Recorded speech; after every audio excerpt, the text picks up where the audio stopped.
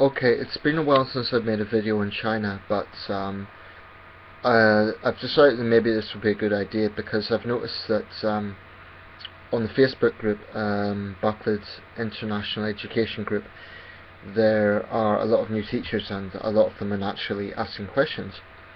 So this video is for anyone who's on that group. I'm going to put this link onto the group, provided the admins don't mind, and try and address some of the questions people may have. I can't answer everything because there's certain visa issues that vary from country to country, so I certainly couldn't answer, for example, the visa situation for American teachers or Canadian teachers or South African teachers. I can give you some insight into the UK situation. I'm British. But I just want to give you this as a former teacher who has worked for Buckland. It's also for anyone else who might be watching the video. I'll give you a link to Buckland in this. First, I should say this is entirely an independent endeavour. I'm not working for Buckland right now, so this is not. I'm not sort of a public relations agent or something like that. I'm not being paid by Buckland for this video. I just feel like making it. I'm working entirely. In terms of this video, I'm talking entirely freelance, but I am speaking as a former teacher. And I know as an English teacher it's difficult to decide where to start. You know, China is a great country for teaching because there are so many opportunities, but on another hand that's a little bit overwhelming because it means you don't quite know where to start. And one thing you need to be wary of is there is a lot of companies out there and individuals who will promise a lot of things, and many of those offers sound very good. Now, I'm not saying that they're all lying, I'm certainly not suggesting that, but you do have to be wary, partly because this is such a competitive industry. There are people who are frankly quite greedy and just want to make money and don't care that much about teachers. Buckland, I can honestly say, hand to heart, is not like that. Yes, they're a business, yes, they will make some profit, but I can assure you that everything they say they will do, in my experience, they've done. Now, you may hear other teachers may not give such a positive analysis, and I'm not going to lie, not everything was perfect, but what I can say, honestly, is that what they say they will do, they will do.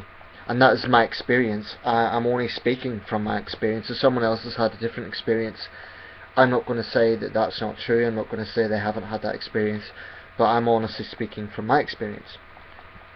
So just a little bit about myself. I'm 29. I was 27 when I went to China. My name is Nathan Hazlett. You can look me up on the Buckland website. I believe that there's a reference to myself there. I taught at Yongzhou No. 4 middle school. Sometimes in China, middle schools and high schools are intertransferable. They're sometimes seen as the same thing. But most of the schools that Buckland caters for tends to be middle schools. That's generally speaking students from the ages of about 14 to about 18. Schools in China tend to be large scale, so don't be surprised if you're in a school of several thousand students, which would be like a small university by Western standards. Also, what Buckland does is, if you're not quite sure about it, Buckland is sort of an agency, if you like, the middle road, the middlemen who basically cater for teachers and send teachers to schools around China. They don't work directly for the schools, but they do have a partnership with the schools, so they have close cooperation. Owen Buckland is the CEO. In my experience, he's a very interesting guy. He's very amicable. He's easy to work with. And I find him very approachable. I find that if you have a problem in your school, he is a good man to contact. But that's true of all the staff. And this is something I want to say hand to heart. In my experience, the Buckland staff are fantastic. I'm not just saying this. I really did find that to be the situation. They will often go out of their way and do things that they don't necessarily have to do, that they're not paid to do, simply because, again, in my experience, they're just decent people. Again, I'm not working for Buckland. I have no agenda here other than trying to help out teachers to find the right post. So if in the end of this video you still don't think it's for you, that's fair enough. I'm not going to impose anything on you. All I'm doing is trying to give you my experience. So, like perhaps yourself, I had reservations. I'd heard some things about Buckland. Some of this is from business rivals who, it's the nature of this industry, you will hear different things. And maybe there has been some teachers who have had a bad experience. Now, I don't want to say anything about individual teachers, that's not my way, and I don't want to say that they're lying or anything like that. But I do suspect there are some teachers who go to China with the wrong attitude. What I mean is they go to China with a preset sort of condition in their mind. They sort of expect Western standards. What I would say about this is you need to remember China is still a developing country. So not everything is going to be the sort of standard we would expect in the West. And some of the things that you will have, you will still be in a much better sort of, let's say, living condition than some local Chinese. So it's very important to bear that in mind. One thing I would say about going to China, and this would apply to any developing country, you need to go with an open mind, and you need to go... I'm not saying that you have to sort of sacrifice basic things that are a fair requirement. I mean, some of the basic things that you require are completely understandable. For example, fair pay, of course, that goes without saying. Pay on time, that goes without saying. Decent living conditions. But by decent, what I mean is you have a bed, you have running water, you have a washing machine if it is stated that is provided for, and you have the sort of facilities that are stated. But what you shouldn't expect is Western style accommodation. So for example, anyway, I should start from the beginning. When you arrive in China, a representative from Buckland will meet you at Guilin Airport. Guilin is a regional city, it's a big tourist city, it's a beautiful place. You'll find quite a lot of your time you will be based there because there will be an orientation period of 2 weeks. Which is fantastic, it's very enjoyable. One thing I would say about that though is by all means enjoy it, but try not to be too distracted by the social life, because you'll be meeting new teachers, you'll be meeting you'll be making local Chinese friends, you'll be getting quite settled in there. What I would say is try not to get too settled, because after 2 weeks you're going to be going to a completely different part of the country. So by all means enjoy Guilin, and actually specifically it's a place called Yangshuo. Just to clarify what this means in China, unlike other countries, Chinese cities cover a huge area, and a lot of the area they cover is smaller cities and counties. Unlike, for example, the UK, in the case of China, cities are bigger than counties, and counties are actually within cities. So Yangshuo, I think, is classified as... Actually, to be honest, I can't remember what's classified as. But Guilin, as I understand, it's a prefecture level city. That means, by Chinese standards, it's not a very big city, but it's big enough to have the sort of everything you would want. And so sometimes visa arrangements, if you're staying longer term, will be sorted out there. I'll get to the visa situation in a minute because that is a bit complex. But basically, you will go to China, someone from Buckland will meet you at Guilin Airport. The journey to Yangshuo is about 1 hour, 1 hour and a half, and they will bring you probably in a company car. I find they're very amicable, they're very helpful. If you've had any problems with flight, as I did, China Southern Airlines lost my case, but Buckland were excellent. They really sorted it out. They got on the phone, they put pressure on the airport to sort that out. It's likely you won't be arriving directly in Guilin because although it's an international airport, it's not a very big airport. It's much more likely you'll be arriving somewhere like Chengdu or Guangzhou or Shanghai and then flying to Guilin. But the point is, someone from the company will meet you in Guilin and bring you to Yangshuo. In Yangshuo, it's a charming, I was going to say little city, but it can be a busy little city, or town. I don't know if it even has what we would call city status.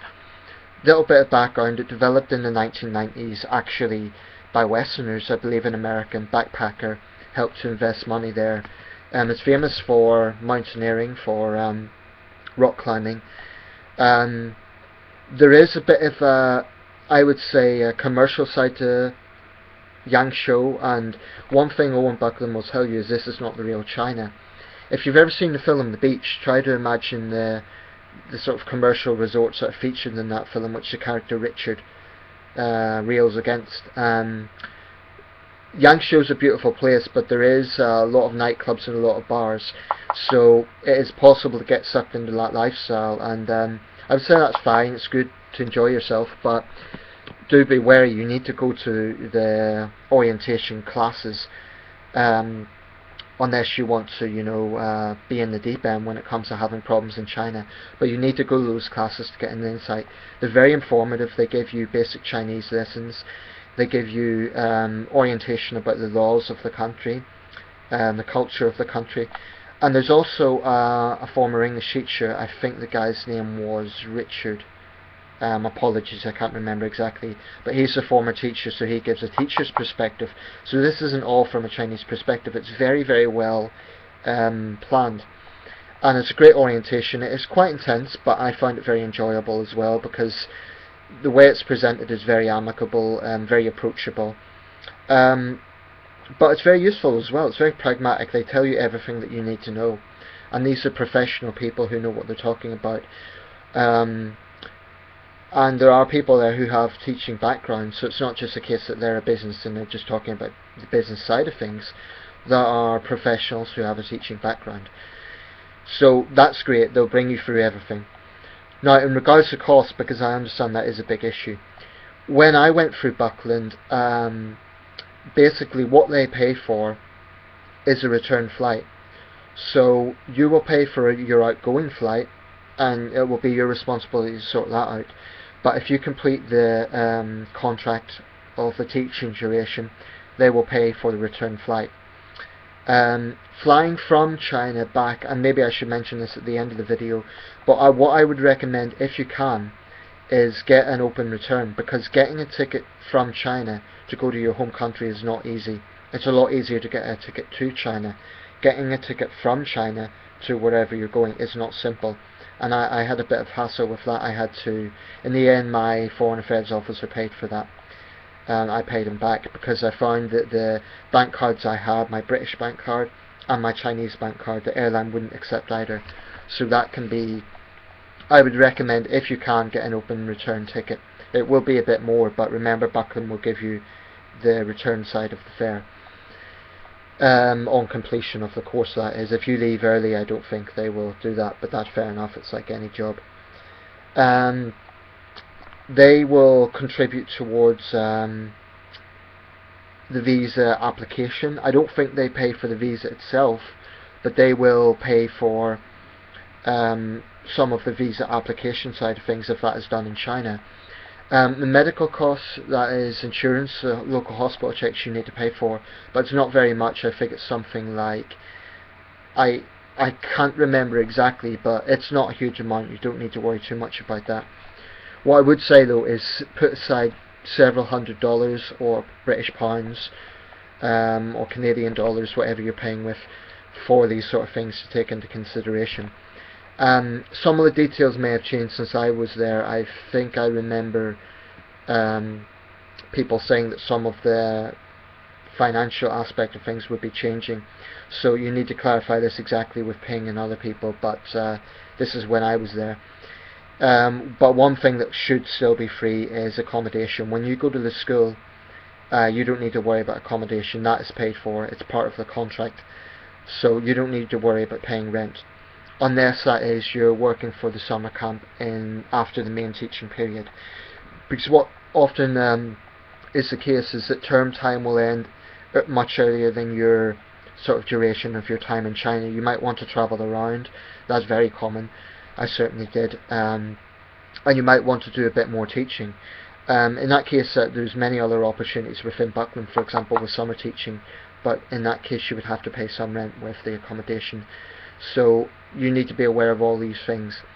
But you do, I think, save more money with Buckland than you would with other companies where you'd be paying everything yourself. For example, there are companies in China where the pay might be higher, but they don't provide accommodation. Now, to me, that was something that was very important, because I wanted the peace of mind and the security that I wouldn't need to be worrying about that. and sorting out everything with the landlord and so on, which can be a little bit intimidating if you're in another country. So the idea that Buckland provides accommodation, or their schools do, is fantastic. And generally speaking, the accommodation is on site. At least it was with my school. Oh, by the way it works with schools is you will have a choice of schools, and you generally give your preferences 5. You can have a look at the list. Altogether, I think there's something like 40 or 50 schools, and you give your 5 preferences. There's a lady called Ping Wang. If you've joined the Facebook group, you're probably familiar with her. Ping is fantastic. She's very friendly, very approachable, and extremely helpful. Any questions you have, she will get back to you within a matter of days. She's very, very helpful. Generally what happens is when you apply for Buckland, if you have been accepted, she will get back to you within 2 or 3 days. If she hasn't got back to you, it's because unfortunately you don't quite have the experience or the certificates that is necessary. As I understand it, their requirements are to have an English teaching certificate. That's what you need to join Buckland. But to be honest, teaching in China is a bit more flexible, I think, than teaching in China or Japan, or sorry, Korea or Japan, because I've looked at that, I've considered it, and they're a lot stricter in terms of university degrees and so on. I'm not saying they don't have requirements, but they're relatively flexible. As long as you're a native speaker, as long as you're prepared to abide by your side of the contract and so on, then it shouldn't be a problem. And as long as you have a teaching certificate, I think that is a mandatory. So if you don't have that, I would recommend, if you're in Britain, take a UK TEFL certificate. It's about £200 or £300. You can take it out of a hotel. They have it in big cities like Newcastle, Edinburgh, Manchester. It's an intense weekend course, but that will be enough to be accepted into Buckland because it is an official teaching certificate. So I recommend that before you come on to Buckland. That's good, by the way, because it isn't a long-winded sort of course that you need to worry about. It's literally a weekend course that is intense, but it gives you everything that you want. What else can I say? Whilst you're at Buckland in that orientation period, you don't need to worry about accommodation or food. They provide that as well. Food in the main school, the way it works, you will be given a card, which is sort of like a top-up card. I think you get a certain amount of money every month, and you use that card to buy everything within the school grounds. Sometimes there are problems with it. You might come to the end of the month and suddenly you'll find the card isn't working. It's no big emergency, but what I would recommend is, generally in China, it's useful to carry change around, because you will find that situation quite often. So just to save you having an embarrassing situation when you can't pay because maybe your money ran out without realizing it. China is a very affordable country, but you shouldn't take for granted that you might be spending more than you think. So you will find it's very affordable compared to Western countries, but I would also recommend still be careful with money and don't go overboard. This is just peer advice, by the way. I'm not telling anyone what to do. Every school that Buckland is attached to has a foreign affairs officer. Their job basically is to be a liaison between Buckland and the school, and their job is to help the teacher. Some foreign affairs officers are said to be better than others. In my school, there was a guy called Jackie. He was fantastic. He absolutely went out of his way to help us, and perhaps that's one reason why Yongzhou No. 4 is one of Buckland's flagship schools. By the way, just to tell you where that is, Yongzhou No. 4 is Yongzhou is a city, a provincial city in the south of Hunan province. Guilin is in the north of Guangxi region. Guangxi and Hunan border each other, so by Chinese standards they're relatively close, 4 hours by train. By the way, regarding the transport to your school, they cover that as well. So really there is a lot that you don't need to worry about. Actually, with some cases you will have to pay for the flights in long distance or for the train fare, but it gets paid back when you arrive at the school. What the school should provide is a washing machine, a bed, obviously, and there should be pictures, by the way. So when it comes to choosing the school, Ping will ask you about this. what I would recommend is just click on the little article, try and find out some information, the student ages, the student sizes, and you can request previous teachers' experience to get you some feedback. I believe I gave some feedback. I'm not sure if they've published it or not, but of my experience at Yongzhou number 4. I won't lie, things were not perfect. I did have mishaps. There were some problems, for example, with plumbing problems, this sort of thing. I'm not going to say that everything is smooth, and there are days, especially if you have several classes in a row, that are quite stressful. I don't want to talk so much about teaching in this video because that will be covered in other forums. Anyway, it would take up too much time. I'm already going into 20 minutes here. I just want to talk mainly about Buckland. When you are at school, if you have problems, what I recommend is contact your Foreign Affairs officer first. If things still don't get sorted out after a reasonable time, and I'm talking reasonable, I mean, do be understanding, don't sort of demand everything on the same day. You need to be quite, like I say, open-minded. But if the school is really making life difficult for you, you have a right to contact Owen, and he will get onto their case and tell him to sort it out. Because remember, they're in a partnership with Buckland, so they also have a mutual obligation to do this. It's very likely, I'll just say a brief few details about the school. It's very likely you won't get to know the Chinese teachers that well, your colleagues. You might get to know some of the younger teachers better because they can generally speak some English, but the older teachers generally can't speak much English, and you won't see them very much. There is something of a polarization between the Chinese staff and the foreign staff, and there are some things you need to be aware of. We get paid better than they do, so there may be some resentment in that regard, but I don't want to put you off. It's just a fact. Regarding the pay, as I understand it, the pay is 4,500 RMB per month. Now that's not as much as some other companies, but with Buckland you get peace of mind. Also, I want to emphasize that the schools that they cater for are generally in smaller cities, so they don't cater for Shanghai or Beijing or Guangzhou or big cities. They tend to be medium-sized to smaller cities, because bigger cities, the competition is absolutely fierce. There's a positive and negative side to that. The positive side is in some ways you're seeing the real China, and things are more affordable in smaller cities. On the other hand, of course, if you're in a bigger city, there's arguably more to see, but that doesn't mean that you'll get bored in a small city. In my opinion, if you're an open-minded person, you can't get bored in China. A great point of contact actually will be your own students. You will get some students who are very enthusiastic to improve their English and to help out. And the whole culture in China is that teachers generally are well respected.